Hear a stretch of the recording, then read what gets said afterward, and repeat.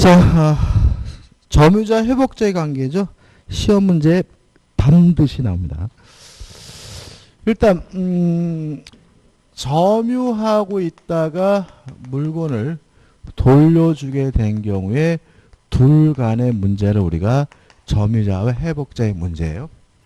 첫 번째 기억할 것은 뭐냐 하면 요 점유자와 회복자에 관한 민법 규정은 아무런 권한이 없이 점유하고 있는 사람에게만 적용된다. 예를 들어서 만약에 유치권이다. 그럼 유치권에 관한 규정이. 임대차다 그러면 임대차에 관한 규정이. 전세권이다 그러면 왜? 전세권에 관한 규정이 적용되는 거예요. 그래서 여기서는 아무런 이유도 없이 남의 물건을 점유하다가 돌려준 사람에게만 적용된다는 거 꼭 기억해 두시고요. 세금은 여기서 답을 참 많이 찾아내요. 그래서 점유자가 과실수취권을 주장하려면 자신에게 권한이 있음을 입증해야 된다. X. 왜냐하면 어차피 권한이 없는 사람에게 적용되는 규정이니까 자신이 권한이 있음을 뭐 할 필요 없죠? 입증할 필요가 없는 거죠. 자, 세 가지가 문제가 되죠. 첫째, 점유자가 점유하고 있을 때 목적물로부터 과실이 발생했으면 어떡할 것인가에 대해서 우리 민법은 선의의 점유자는 과실수취권이 있고요. 악의 점유자는 과실수취권이 없다. 이 결론인 거죠. 교재 보시면 선이려면 뭔가 이유가 있어야 된다. 그런 거 필요 없어요. 그냥 남의 물건을 이제 모르고 점유했다면 뭐죠? 선이. 알았으면 뭐죠? 악이. 이렇게 하면 되고요. 선의 점유자는 과실수취권이 있기 때문에 수취한 과실을 부당이득으로서 반환할 필요가 없고 또 만약에 점유하고 있는 물건이 부동산이라면 지료나 차임을 지급할 필요가 없다. 왜냐하면 과실수취권이 있으니까요. 근데 악의 점유자는 과실수취권이 없으니까 수취한 과실은 부당이득으로서 반환을 해줘야 되고요. 또 점유하고 있는 물건이 부동산이라면 지료나 차임을 지급해야 되거든요. 여기서 항상 조심할 것은 뭐냐면 만약에 과실로 수취하지 못했다면 이때는 대가라도 변상을 해줘야 되고요. 과실을 수취하지 못했다는 이유로 대가를 변상하는 경우에는 수취하지 못한 것에 대해서 뭐가 있어야 돼요? 과실이 있어야 된다. 이게 같은 말의 반복이니까 굉장히 헷갈릴 수가 있는데 조심하시기 바라고. 그래서 넘겨보시면은 2번 악의 점유자는 과실을 수취할 수가 없는데 과실로 인하여 훼손 또는 수취하지 못한 과실의 대가를 보상해야 되잖아요. 다시 말하면 수취하지 못했다는 이유로 과실의 대가를 보상하는 경우에는 수취하지 못한 것에 대해서 뭐가 있어야 됩니까? 과실이 있어야 된다는 거 잊지 마시고 그다음 폭력 은폐에 의한 점유자도 악의 점유자와 똑같이 취급되게 된다는 거 주의하시면 되겠죠. 그 다음에 3번은 시험 범위 아니에요. 그러니까 이게 748조 제2항은 시험 범위가 아니니까 기억할 필요가 없는 거. 뭐 이자 이런 거 신경 쓰지 마세요. 그죠? 끝이. 그 다음에 이제 점유자가 점유하고 있는데 점유물이 멸실훼손이 됐어요. 항상 조심할 것은 뭐냐 하면 요 멸실훼손에 대해서 점유자에게 아무런 고의도 과실도 없다면 책임지지 않는다. 점유자에게 고의나 과실이 있어야 책임을 부담하게 된다. 그래서 교재 보시면 어떻게 나왔습니까? 귀책 사유로 인한 점유물의 멸실훼손인 거죠. 따라서 점유자에게 귀책 사유가 없다면 고의나 과실이 없다면 아무런 책임을 지지 않는다는 거 꼭 전제하시기 바라고요. 책임은 교재가 좀 이렇게 기억하는 게 편할 것 같아요. 선이 이고 and 자주점유라면 선이 이고 거기다가 뭐죠? 자주라면 현존하는 이익 범위 내에서만 책임을 지면 되고 악이거나 또는 타주라면 전부에 대해서 책임을 져야 된다. 이렇게 기억하셔야 되고 항상 and 또는 조심하셔야죠. 이렇게 교재 보시면은 자 선의 점유자가 자주점유예요. 현존 이익 배상 책임인데 보장 없습니다. 자주라 하더라도 이 사람이 뭐라면요? 악이라면 그때는 뭐예요? 전부인 거죠. 또 타주 점유는 전부고 악의 점유자 전부자 이렇게 찢어버리지 마시고 그죠? 선이 이고 and 뭐여야 돼요? 자주 점유야 현존이. 선이라도 타주면 뭐예요? 전부니까. 악이거나 또는 타주면 뭐죠? 전부. 이렇게 기억해 두시는 게 헷갈리지 않을 것 같아요. 그 다음에 세 번째로 점유자의 비용이죠. 자, 점유자가 비용을 지출했을 때는 첫째 기억할 것은 선의 점유자뿐만 아니라 악의 점유자도 비용 상환을 청구하고요. 점유자는 비용을 언제 청구하냐면 반환할 때 청구한다는 것도 꼭 기억해 두세요. 이건 임대차의 문제인데 임차인은 필요비를 지출하자마자 바로 청구하고요. 유익비는 임대차 종료시에요. 근데 점유자는 종료시도 아니고 지출한 때도 아니고 언제? 반환할 때. 필요비든 유익비든 반환할 때 청구한다는 거 조심하시기 바라고. 자, 비용에 대해서는 필요비는 선악 불문하고 청구할 수가 있지만 점유자가 과실을 수취했다면 통상의 필요비는 뭐하지 못해요? 청구하지 못한다. 따라서 일반적으로 필요비는 누가 청구하게 되죠? 악의 점유자가 청구하게 되는 거죠. 왜냐하면 선의 점유자는 뭐가 있어요? 과실 수취권이 있으니까 조심하시고, 그 다음에 유익비의 경우에는 이익이 있는 비용, 계량비를 말하는데 항상 청구하는 것은 아니고 가치가겠죠. 이익이 현존하는 경우에 청구할 수가 있는데 이러한 청구를 받으면 회복자는 점유자가 지출한 비용이나 또는 가액의 증가분이죠. 가액의 증가액 중 아무거나 선택해서 지급하면 되고요. 누가 선택합니까? 회복자가 선택한다. 그 다음에 유익비에 대해서는 법원은 상환기간을 뭐 할 수 있냐면 허용할 수가 있다. 따라서 상환기간을 허용한다. 기간을 연장해 주는 것은 뭐에 대해서만요? 유익비에 대해서만 그렇고요. 필요비에 대해서는 있지 않다는 거 좀 조심하시기 바랍니다. 교재 보시면 3번 점유자의 비용 상환 청구권에서 1번, 2번 제가 설명드린 내용이 나오고요. 그 다음에 3번 선악 불문한다 이렇게 끝나면 될 것 같고, 그 다음에 4번 점유자에게 악의 또는 중과시 있을 때는 비용 상환 청구권 행사할 수 있으나 유치권 행사할 수 없다 이렇게 나와 있잖아요. 이게 꼭 맞았다라고 할 수도 없고 틀렸다고도 할 수 없어요. 이걸 어떻게 바꾸시냐면 중과실이 아니라 불법이라고 바꾸시기 바랍니다. 불법. 자, 이게 무슨 말이냐면 유치권을 행사하려면 반드시 그 점유가 적법한 점유여야 돼요. 따라서 불법한 점유인 경우에는 뭘 행사할 수 없어요? 유치권 행사할 수 없잖아요.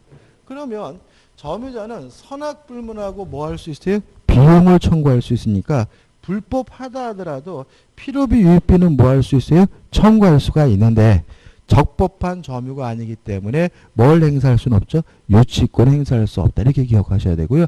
중과실 문제가 아니라 뭐라고요? 불법. 이렇게 기억해 두시기 바랍니다. 다시 말하면 유치권 행사하려면 그 점유가 뭐여야 돼요? 적법해야 된다는 거기 때문에 그래요. 그 다음에 5번 해가지고 나와 있는 내용은 뭐죠? 아까 말씀드렸죠. 시작할 때 아무런 권한 없이 남의 물건을 점유하고 있다가 돌려준 사람에게만 적용된다.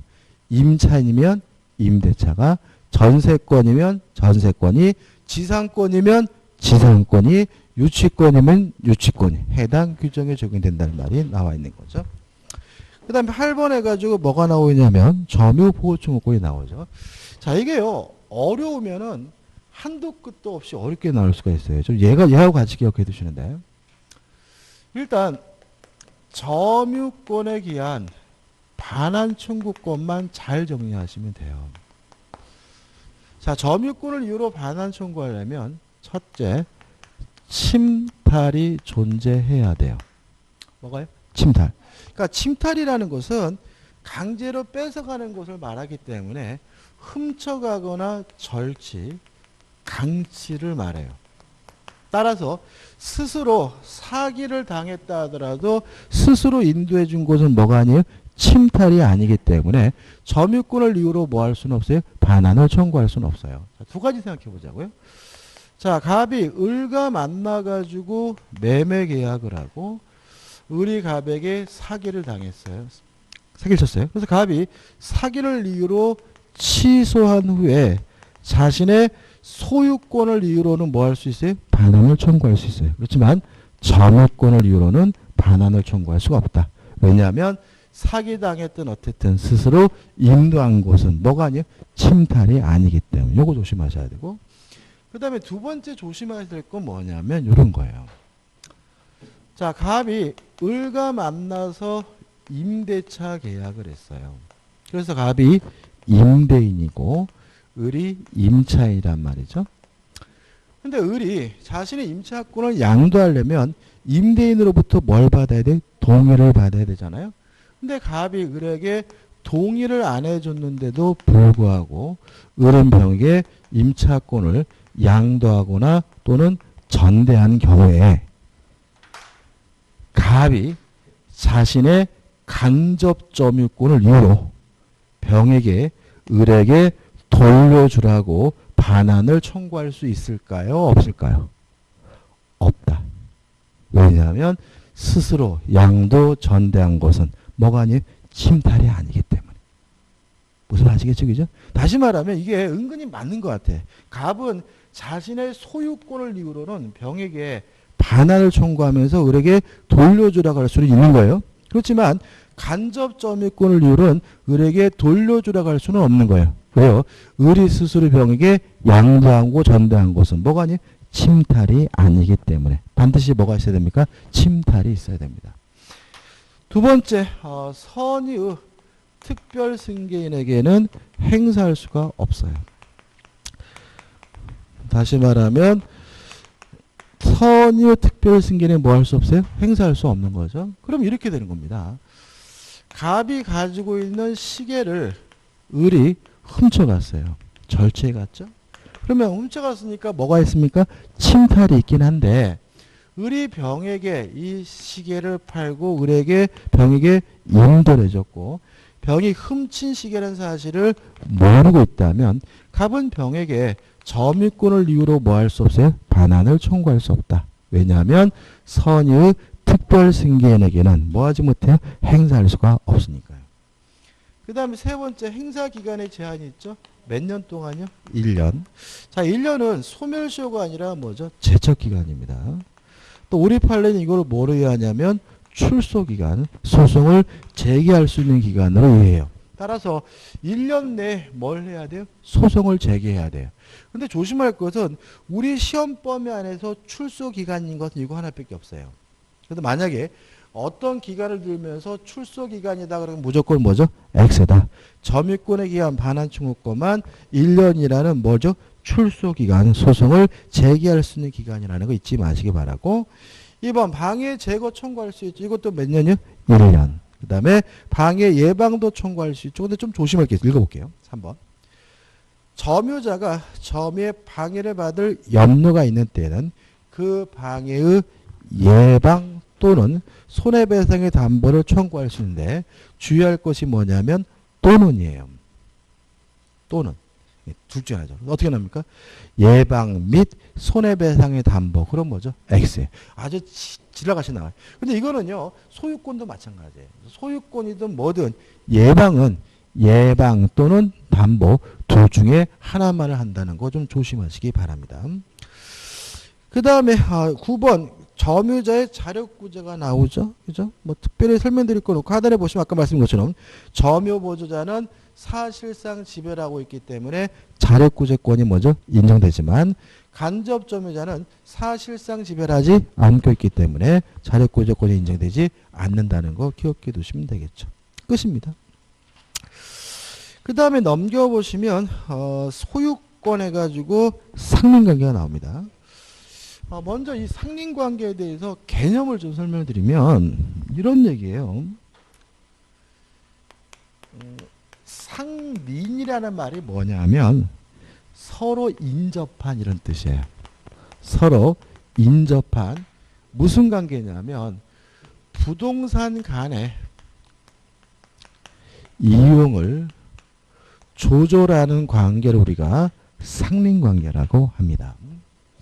따라서 상린관계에 관한 민법 규율이 적용되려면 원칙적으로 인접해야 돼요.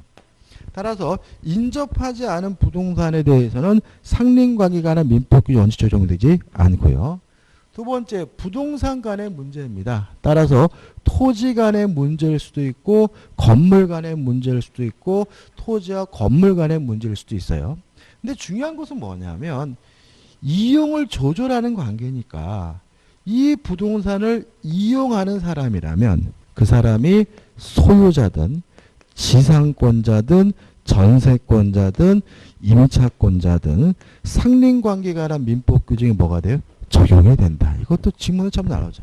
다시 말하면 상린관계란 서로 인접한 부동산 간의 이용을 조절하는 관계다. 따라서 소유자든 지상권자든 전세권자든 임차권자든 그 부동산을 이용하는 사람이라면 상린관계에 관한 민법 규정이 뭐가 돼요? 적용이 된다. 이렇게 기억하시면 되죠. 그다음 첫 번째 뭐가 나옵니까? 생활방해 금지가 나오죠. 저 간단히 정리를 해보면 이웃거주자가 생활을 방해하고 있어요. 일단 기본적으로 뭐죠? 인용할 의무, 수인, 참을 의무가 존재합니다. 예를 들어 가지고 옆집에서 새벽에 일어나서 부부싸움을 해요. 자다가 깼어요. 저의 생활이 방해되고 있죠. 그래도 뭘 해야 돼요? 참아야 하는 거죠. 다만 인용할 의무, 참을 만한 정도가 초과된 경우에 그때 비로소 뭐가 돼요? 금지가 되는 거고 그때는 행위의 정지를 청구하거나 또는 뭐 할 수 있어요? 손해배상을 청구할 수가 있는 거죠. 자, 이게 시험에 나올까요? 시험에 안 나옵니다. 자, 왜냐하면 이 생활방해가 가장 대표적인 것이 뭐냐면 층간소음 문제예요. 그러니까 윗집에서 쿵쿵 뛰어다녀요. 그래서 저의 생활이 방해당하고 있어요. 밑에 사람 뭐예요? 참아야 하는 거죠. 근데 너무 지나치다면 참을 만한 정도가 초과된다면 그만 뛰어라 행위의 정지를 청구할 수가 있고요. 손해배상을 청구할 수 있거든요. 근데 이게 굉장히 애매하잖아요. 그러다 보니까 뭐예요? 칼부림 사건도 나고 막 그러다 보니까 특별법이 만들어졌죠. 그래서 이제는 이 민법에 있는 생활방해 금지 규정은 존재 의미가 없어요, 현재. 그래서 쓰이지 않기 때문에 시험에 나오지 않습니다. 그래서 간단하게 모든 생활이 다 방해가 금지되는 것이 아니라 참을 만한 정도가 뭐가 되는 경우에 초과되는 경우에 비로소 뭐죠? 금지가 된다. 이렇게 되는 거죠. 그 다음 2번에서 뭐가 나옵니까? 주의토지통행권이 나오죠. 이게 중요합니다. 자, 주의토지통행권은 어차피 상린관계도 문제가 반드시 나와요. 반드시 나오는데 5개 지문 중에서 한 3개 정도는 주의토지통행권. 나머지 지문에서 뭐죠? 한두 개 해가지고 문제를 하나 만들기 때문에 이 주의토지통행권에 대해서 시험 문제가 어떻게 해요? 반드시 나온다라고 생각하시면 돼요. 자, 정리하고 교재를 볼게요. 자, 첫 번째 개념이죠. 공지로 출입하는, 공로죠. 그죠? 공로로 출입하는 것이 불가능해요. 아니면 과다한 비용이 들어요. 이런 땅 우리가 뭐라 그러죠? 명시라고 하죠. 이런 경우 어쩔 수 없이 공로로 나가기 위해서 주위의 토지를 다닐 수가 있는데 이걸 우리가 주위토지 통행권인 거죠. 따라서 주위토지 통행권이 인정되면 땅 주인은 못 다니게 뭐예요? 막을 수가 없는 거죠. 따라서 못 다니게 막으면 그러한 시설물을 뭐 할 의무가 있어요? 철거해 줄 의무가 있죠. 이것도 기본적으로 지문이 참 잘 나오는 거죠. 다시 말하면 공로로 출입하는 것이 불가능하거나 과다한 비용이 든다면 어쩔 수 없이 남의 땅을 다니게 되는데 이러한 권리를 우리가 주위토지 통행권이라고 하고요. 땅 주인은 못 다니게 뭐 할 수 없어요? 막을 수가 없다. 이렇게 되는 거죠. 자, 어디로 다니고 어떤 방법으로 다니냐 문제에 대해서 우리 민법은 손해가 가장 적은이죠. 적은 장소와 방법으로 통행하라고 하고 있고요. 그 다음에 손해가 있다면 이 손해는 원칙적으로 뭘 해줘야 되냐면 보상을 해줘야 된다라고 규정을 두고 있는 거죠. 여기까지 이제 민법 규정이 여기다 살을 붙이는 겁니다. 첫째, 주위토지 통행권이 인정되려면 공로로 출입하는 것이 불가능해야 돼요. 그러면 가능한지 불가능한지 판단 기준이 필요한데 우리 판에는 형식적으로 따지지 않고 실질적으로 판단한다예요.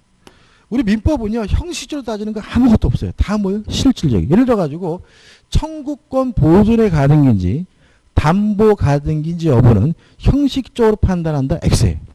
항상 우리는 뭘? 실질적으로 빠지는 거예요. 그죠? 따라서 이건 어떤 의미냐면 지적도상에 형식상의 도로가 있어요. 근데 그래도 그것이 다닐 수 없다면 그때도 뭐죠? 주의토지통행권이 인정되는 거예요. 다시 말하면 형식상의 도로가 있느냐 없느냐 문제가 아니라 실질적으로 다닐 수 있느냐 없느냐 문제로 따져야 된다는 것이 우리 판례 입장이죠. 두 번째, 불가능해야 돼요. 따라서 좀 더 편리하다. 좀 더 지름길이다. 이런 이유만으로는 주의토지통행권 인정되질 않아요. 그래서 항상 우리가 언론에서 땅 주인이 길을 막아서 못 살겠다, 뭐 미치겠다 해가지고 언론에 나오면 마지막에 항상 공무원이 나와서 뭐라 그래요? 어쩔 수 없거든요. 그죠? 이렇게 나오잖아요. 그죠? 왜요? 그런 경우에 남의 땅을 통행할 수 있는 권리가 뭐예요? 주의토지통행권인데 보통 그 TV에 나오는 것들은 다 뭐예요? 불편해서 못 살겠다잖아요. 그죠? 불편해서 못 살겠다. 저 그제 같은 놈이 땅 막는 바람에 우리가 20분 돌아가야 된다. 이런 얘기잖아요.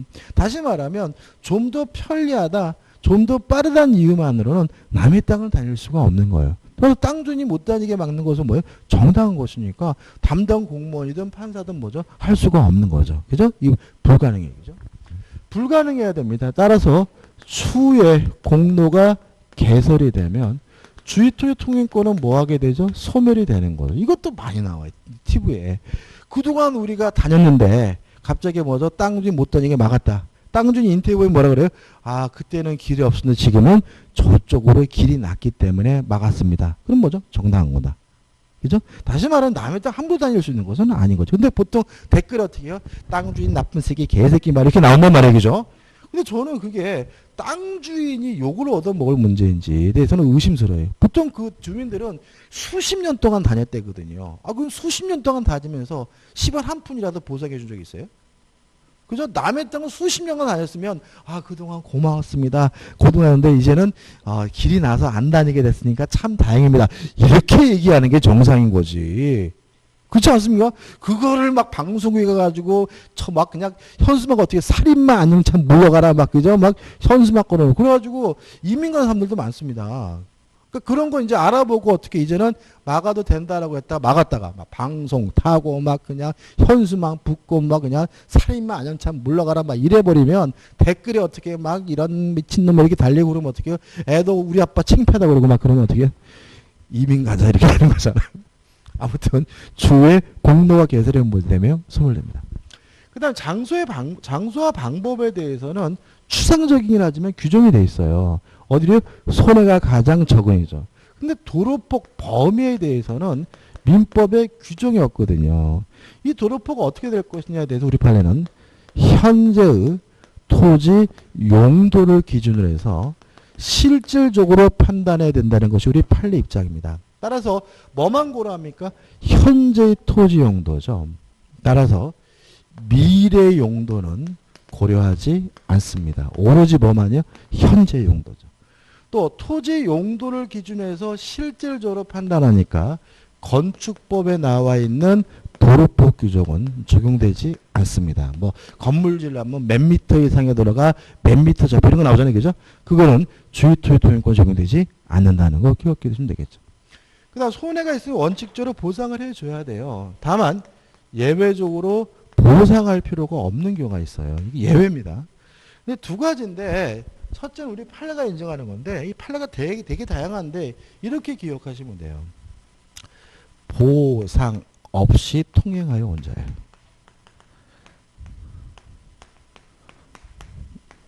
이게 무슨 말이냐면 수십 년간 땅을 다녔어요. 새삼스럽게 보상해달라고 요구하는 것은 금반원의 원칙에 반한다는 거예요. 무슨 말이겠죠? 사람이 좋은 게 좋은 것만 아니면 그죠? 따라서 수십 년 동안 다녔을 때 보상을 요구하지 않았다가 이제 와서 새삼스럽게 보상해달라고 요구하는 것은 금반원의 원칙에 반하기 때문에 어디죠? 허용되지 않는다. 그래서 보상 없이 통행하고 있는 사람에게는 새삼스럽게 보상해달라고 뭐 하지 못해요? 청구하지 못한다는 것이 우리 판례 입장입니다. 땅주 입장에서 환장하겠죠. 그죠? 그 다음 두 번째는 우리 민법이죠. 토지의 분할이나 또는 양도로 맹지가 된 경우죠. 토지의 분할이나 일부 양도죠. 일부 양도로 맹지가 된 경우에는 보상할 필요가 없는데요. 이걸 특별히 뭐라 그러냐면 무상주의 토지 통행권이라고 해요. 개념은 간단하죠. 자, 이런 겁니다. 도로가 이렇게 있고요. 이게 원래 한 필지 땅인데 갑과 을의 공유였어요. 근데 갑과 을이 요렇게 분할했거든요. 그러면 갑은 요렇게 분할하면 을의 땅이 맹지가 됨을 충분히 뭐 할 수 있어요? 예견할 수가 있으니까 을은 갑의 땅을 반일 수 있고 뭐 할 필요 없어요? 보상할 필요가 없다. 일부 양도도 마찬가지죠. 한 필지 땅이고 갑이 단독 소유였거든요. 근데 갑이 요렇게 잘라서 을에게 양도를 했어요. 그러면 요렇게 잘라서 을에게 양도하면 갑은 을의 땅이 맹지가 되면 충분히 뭐 할 수 있어요? 예상할 수가 있으니까 을은 갑의 땅을 다닐 수 있고 뭐 할 필요 없어요? 보상할 필요가 없다. 근데 조심할 것은 이 무상주의 토지 통행권에 관한 민법 규정이 우리 판례는 직접 당사자 간에만 적용된다는 것이 우리 판례 입장입니다. 따라서 직접 당사자는 갑과 을 간에만 적용되는 거예요. 따라서 만약에 갑이 이 땅을 병에게 팔면 병은 을에게 뭐 할 수 있어요? 보상을 청구할 수 있고요. 이 땅을 을이 정에게 팔면 갑은 정에게 뭐 할 수 있어요? 보상을 청구할 수 있는 거예요. 누구한테만요? 직접 당사자 간에만 인정된다는 것이 판례 입장이죠. 이게 전부예요. 교재 보시면은 자, 좌측 하단에 보시면 1. 도로법 범위죠. 뭐죠? 현재 토지 용도를 기준으로 결정된다. 따라서 건축법의 기준은 어떻게 해요? 적용되지 않는다. 2. 요겁니다. 주의 토지 통행권이 인정되는지 안 되는지는 형식적으로 따지지 않고 뭐예요? 실질적으로 따진다. 3. 요거죠. 추후에 공모가 개설이 되면 주의 토지 통행권이 뭐죠? 소멸된다. 왜요? 주의 토지 통행권은 공로로 출입하는 것이 불가능한 경우에만 인정이 되니까요. 4번 주의 토지는 면적과 관계없이 용도에 따라 결정된다. 뚱딴지 같은 얘기 같은데 이거죠. 자, 현재 토지 용도를 기준으로 그 범위가 뭐죠? 결정이 된다. 그죠? 여기고. 그 다음 우측에 5번 해가지고 남의 땅을 뭐죠? 다닐 수 있다. 그죠? 따라서 그 땅인 것처럼 반환해달라고 뭐 할 수 있어요? 청구할 수는 없고요. 6번 뭐 당연한 얘기고 7번 이렇게 나와있죠. 통행권자의 승낙을 얻어 사실상 통행하고 있는 자에게 손해보상을 청구할 수는 없고 승낙한 통행권자의 손해배상을 청구할 수 있다. 이건 아니에요. 그러니까 이게 뭐냐면 그동안 보상 없이 통행하여 온 사람에게는 보상을 청구할 수 없어요. 지금 다니고 있는 사람에게도 보상을 청구할 수 없고요. 그 사람을 다니도록 승낙한 사람에게도 뭐 할 수 없어요? 보상을 청구할 수 없는 거예요. 무슨 말 아시겠어요? 그러니까 이거는 손해배상이 아니라 뭐예요? 손해보상인 거예요. 무슨 말 아시겠죠? 왜냐하면 주의 토지 통행권이 인정된다면 남의 땅을 다니는 것이 적법한 거잖아요. 그러니까 위법한 것이 아니니까 뭐가 아니에요? 손해배상은 아니고 손해배상 보상인데 우리 판례는 뭐 지금 다니고 있던 그것을 승낙하든 그동안 보상 없이 통행하는 사람에게는 새삼스럽게 보상을 해달라고 뭐 할 수 없어요? 청구할 수 없다는 것이 판례 입장이니까 주의하시기 바라고. 그 다음에 2번 이제 뭐죠? 복잡하게 나왔는데 간단하게 기억하면 되겠죠. 토지의 분할 일부 양도로 인한 무상주의 토지 경우는 직접 당사자에게 적용된다. 끝이죠. 그래서 교재 보시면 이게 제가 교재보다 더 어떻게 자세한 거니까 정확하게 기억해 두시기 바랍니다.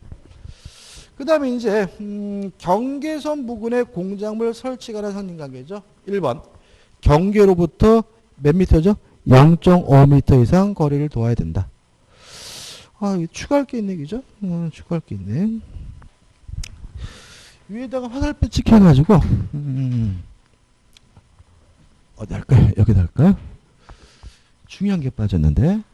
자, 위반했어요. 위반하게 됩니다. 그러니까 0.5m 이상 거리를 둬야 되는데, 0.5m 거리를 두지 않았어요. 위반하게 되면, 원칙적으로 철거 및 손해배상을 청구할 수가 있는 거죠. 근데 다만 공사 착수 후 1년이 경과됐거나 건물이 이미 완성된 경우에는 그때는 철거해달라고 청구하지 못하고 손해배상만 청구할 수가 있다. 꼭 기억해 두셔야 되겠죠. 자, 경계로부터 0.5m 떠야 됩니다. 위반하면 원칙적으로 철거 및 손해배상을 청구할 수 있지만 공사 착수 후 1년이 지났거나 또는 건물이 이미 완성됐다면 철거는 청구하지 못하고 뭐만요? 손해배상만 청구할 수가 있다. 그 다음 2번 우물해가지고 지하시설 할 때는 경계로부터 몇 미터? 2m 이상 거리를 둬야 되고요. 밑에 4번은 뭐죠? 가입해요. 이런 건 전혀 볼 필요 없어요. 관습 이거 있잖아요. 가입합니다. 그죠? 이런 거 아무 의미 없어요. 이런 거. 이거를 뭐 쌍팔년대 공부하면 그때는 봐야 되지만 지금은 의미 없어요. 가입표고 교재 없지만 좀 우리가 정리해야 될 게 몇 가지 있어요. 시험에 잘 나오는 거.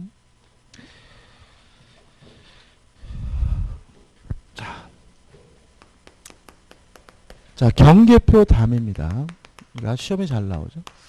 첫째, 경계표 담에 설치비는 2분의 1씩 부담합니다. 절반씩 부담하고요. 두 번째, 측량 비용은 면적의 비율로 부담합니다. 시험에 잘 나오죠. 그 다음에 세 번째로 경계표 담이 있는데 오래돼가지고 누구 건지 잘 모르겠어요. 네 번째네요. 그때는 공유인 것으로 추정을 하고요. 그 다음에 특수시설은 뭐 높게 짓겠다, 뭐 CCTV를 갖겠다 이런 특수시설은 하고자 하는 자가 그 비용을 부담한다. 이렇게 기억하면 되죠. 그죠? 경계표 담의 설치비는 반씩 부담하고 측량 비용은 먼저 면적의 비율로 부담하고 특수시설은 뭐죠? 하고자 하는 사람이 부담하고 나중에 누군 잘 모르겠으면 뭐죠? 공유인 곳으로 추정을 한다. 그 다음에 간단하자면 시험이 잘 나오는 게 뭐죠? 나뭇가지죠. 나뭇가지와 나무뿌리죠. 나뭇가지가 경계를 침범한 경우에는 제거해달라고 청구하고요. 그래도 응하지 않으면 그때는 제거할 수가 있고요. 나무 뿌리의 경우에는 발견하는 즉시 바로 봐죠. 제거하는 것이 가능하다. 여기까지 추가하면 상린관계가 하는 부분은 다 끝나게 됩니다. 그 다음에 넘겨보신 뭐가 나오죠? 점유 취득쇼가 나오는데 취득쇼는요. 또 시작하면 또 한 장 걸리니까 빨리 쉽게 그죠? 쉬었다가 보도록 하겠습니다.